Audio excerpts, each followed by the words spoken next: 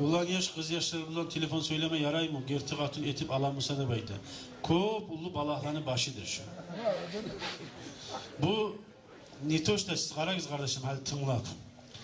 Bu alamusaç nedir? Kovusun bununla oturan kız yaşlar haklı saylığından oturuyorlar. Hatırgız kalmasın saydı baykemi. Ne geri?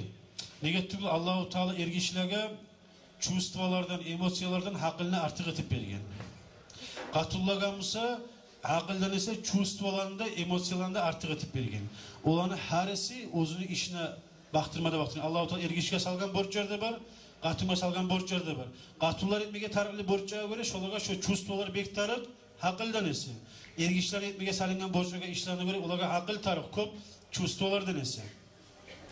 O siyasi ergişlere yaşlarından saklan yankı bol dese tez avle olur idi. Nege çuvstvaları osal siyasi hakkından ise. Katılaniki güçlü. Onlar ne etse de buna ozarda bile yakşı. Onlar çideyi, göteri, yahlana. Ergişi kıstır ağzımı yaşın gidebeydi. Ben ne eğitimden de baytedim. Bulanı bulay çuvstvaları Allah-u Teala olanı olay etip bergen nimet için insanlara. Atıllığa akıldan çuvstvalarını artık etip bergen o nimet insanlar. Olay bulmamıza yaşlarda tuğup yaşlarda bolmasaydı ne verdi. Tez hakıllı bulgamsa barda. Yalnız hakıllı artık bulgamsa diyoruz. Avla tuğul hakıllı güçlü bulgamda çuvstvalardan onca hali baran neymiş adamlar artmasaydı bizime göre. Tüstümümsem de bilmeyeyim ben. Şu çuvstvaların kollay olanı bir tayfa nas yaşlılar. Nas kişiler. Hani geleşin yollar bola kop. Daha gebin yollar bola. Haram olmasın. Ne biraz daha da satın alır. Gebin yiyip koyayım. Toy bolgunça, ciyim bolgunça söyleytirmeye günah olmasın diye baytipti. Hatta şonunda yaxşılığı yok. Negatif koplar var.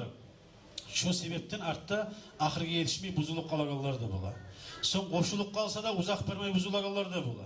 Neger bir oylaş karasanız özünüzde bilas bir yerin.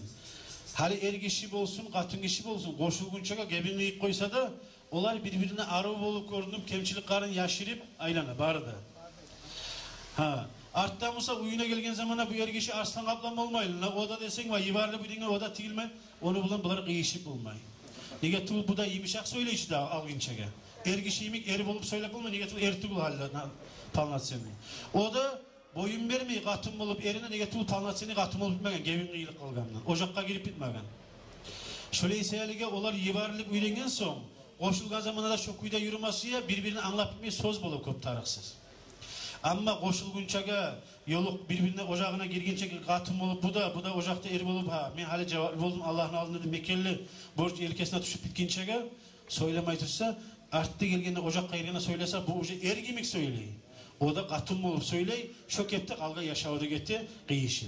Tarıksı uvak sözler kop kalmağırlar az bula. Şöyle hikmetleri var.